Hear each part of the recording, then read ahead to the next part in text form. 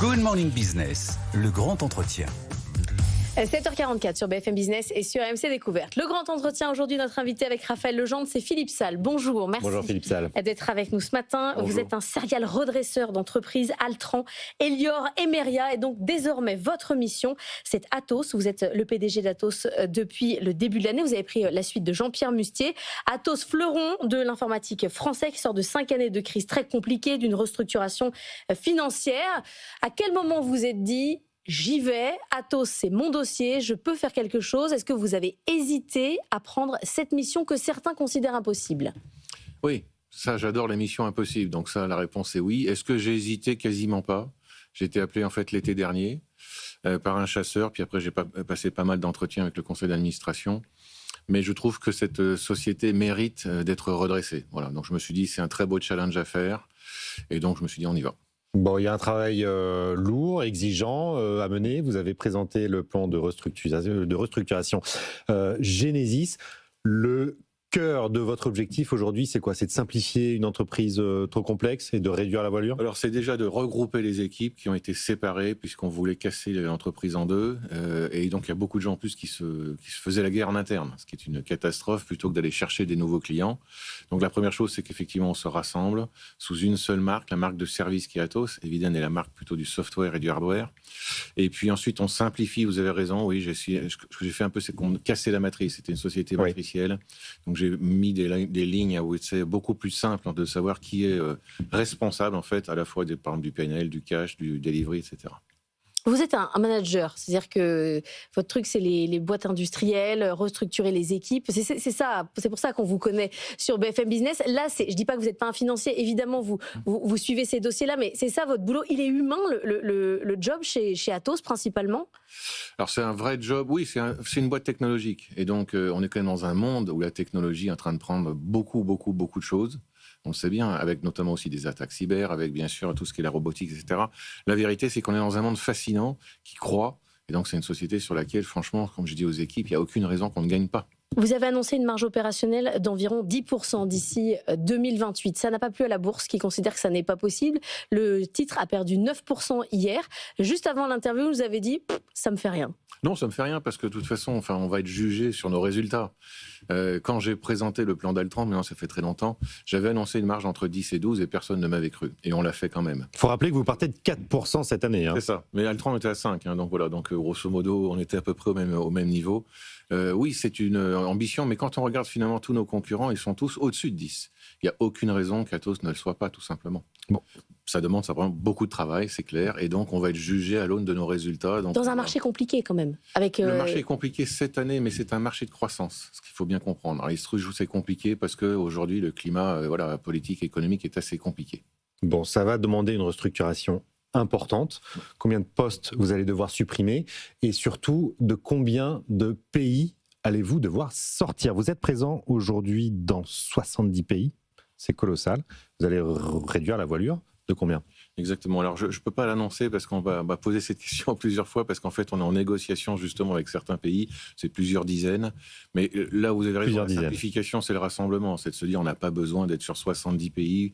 On a déjà énormément de pays sur lesquels nos parts de marché sont faibles. Donc, il vaut mieux se concentrer sur quelques pays et pousser en fait les feux sur ces pays-là. En termes de réduction de la masse salariale? Et réduction de la masse salariale, c'est quelques milliers en fait. L'idée, c'est qu'on va chercher à peu près entre 400 et 500 millions de réduction de coûts en masse salariale. Aujourd'hui, c'est combien de collaborateurs Atos? Donc, il y a à peu près 73 000. Et vous allez revenir à? Et on pense qu'au point bas, on sera aux alentours de 60 000 personnes à peu près courant 26. Sur les activités stratégiques, vous avez dit qu'il ne fallait pas scinder Atos en deux, il y a eu trop de divisions. Vous avez décidé finalement de ne pas vendre certaines activités stratégiques à l'État. C'était quoi le problème là? C'est un sujet de prix? C'est un sujet de stratégie? C'est un sujet d'abord de timing, c'est-à-dire que comme en fait en 2023-2024, l'entreprise a été quand même un peu ballottée, il y a beaucoup de clients qui ne nous faisaient plus confiance parce qu'ils ne savaient pas si l'entreprise allait survivre ou pas. On a beaucoup de clients qui ont annulé des contrats, ce qui est vrai dans toutes nos différentes activités, y compris celles qu'on devait vendre. Et donc on est sur des points bas en fait. Donc la vérité, c'est qu'il ne faut pas vendre à un point bas, ça n'a aucun sens. Donc je préfère simplement redonner de la croissance à ces sociétés-là. Et redonner de la valeur. On décidera plus tard, on verra bien, on n'est pas pressé dans quelques années ce qui se passera. La dette est un véritable sujet. Vous avez réduit la dette de 2 milliards d'euros fin 2024, 2,1 précisément. Vous êtes encore endetté à hauteur de 4,3 milliards d'euros, c'est colossal. Est-ce que cela appelle à une seconde restructuration ? Alors, si je puis me permettre de vous corriger, la dette brute est de 3,5 milliards exactement, mais là-dedans, il y a une RCF Vous faites bien de me corriger. Ce qui veut donner en fait une vraie dette d'environ 3,1 milliards. On a présenté, parce qu'on présente notre cash tous les trimestres de à peu près 1,5 milliard, c'est-à-dire qu'on a une dette nette d'environ à peu près 1,5 milliard, un petit peu moins. Donc non, on n'a pas besoin de restructuration de la dette. On a une dette qui est un peu chère. Une partie de la tranche est aux alentours de 13%. Donc il est évident que dans peut-être en 26 ou début 27, on verra, on essaiera certainement de se refinancer. Elle vous coûte combien cette dette aujourd'hui ? C'est quoi, 300-400 millions ? En moyenne 10% sur les 3 milliards, c'est à peu près 300 millions. D'accord. 200 millions cash et 100 millions en fait, ce qu'on appelle en intérêt PIC. Vous avez beaucoup parlé de confiance hier lors du plan, le plan Atos-Isbac. Il y avait d'anciens actionnaires qui avaient porté plainte contre Atos pour sa communication financière qui était floue. Est-ce que tout ça, c'est derrière ? Est-ce que désormais, vous allez communiquer plus précisément pour retrouver cette confiance ? Exactement. Je pense qu'il faut être très, à livre ouvert, entre guillemets. Alors, pas tout à fait, bien sûr, à 100%. Quand je dis pas, il y a des informations qu'on ne peut pas communiquer, évidemment, vis-à-vis de nos concurrents. Mais l'idée, par contre, évidemment, en tout cas, sur les agrégats financiers, c'est d'être extrêmement transparent, la façon dont on va effectivement sortir du cash, etc. Donc, je pense que les erreurs du passé sur cette communication, s'il y a eu erreur, on verra bien ce que dira la justice, ne seront pas répétées, c'est sûr. Vous misez fortement sur l'intelligence artificielle pour l'avenir aussi, c'est très intéressant, en créant une ligne dédiée, en recrutant massivement.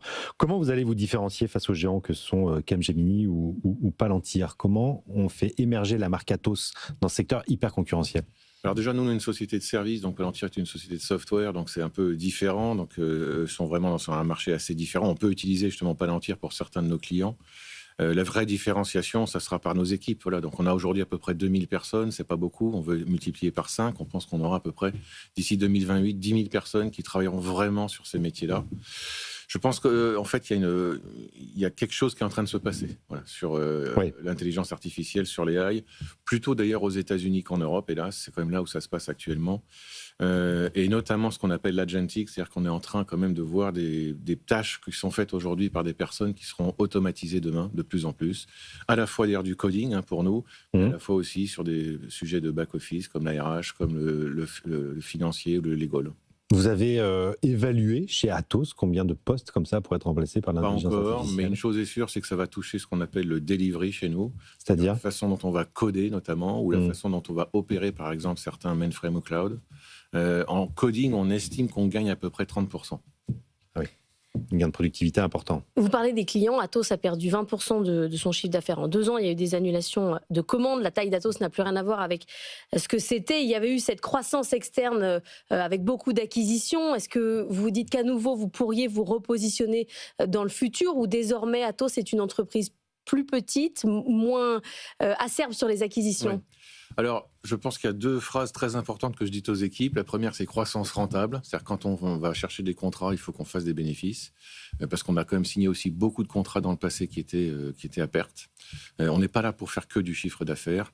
Et la deuxième, c'est du M&A intégré. En fait, un des péchés, je pense, d'Atos dans le passé, ça a été d'acheter beaucoup d'entreprises et de les laisser vivre un peu indépendantes en gardant leur marque, en n'interrompant pas les équipes.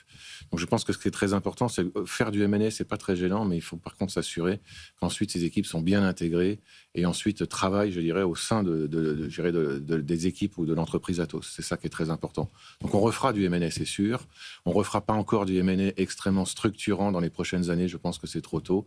C'est un sujet qui viendra certainement après le plan de Genesis. Qu'est-ce que vous dites à ceux qui attendent une nouvelle restructuration comme ça, dans un petit coin de leur tête, pour revenir sur le dossier Atos ? Je pense par exemple à David Layani qui garde toujours un œil sur le dossier. Non, mais c'est bien qu'ils gardent des œils, qu'ils gardent justement ce qu'on va faire. On va pouvoir montrer trimestre après trimestre qu'on est en train de dérouler notre plan. Il n'y aura pas de notre nouvelle restructuration, je n'y crois absolument pas. Je pense qu'on a maintenant tout ce qu'il faut dans nos mains pour sauver cette entreprise. Y compris des ventes à l'État qui doivent arriver d'ici le 31 mai, le calendrier est exactement. Donc sur les supercalculateurs, effectivement, nous sommes en négociation avec l'APE. Donc on a une phase de travail là, entre février et mai, ce qu'on appelle les due diligence sur beaucoup de sujets.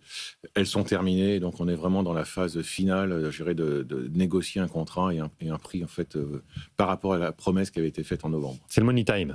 Exactement, tout à fait. Merci beaucoup Philippe Salle d'être venu ce matin dans la matinale de l'économie, PDG d'Atos.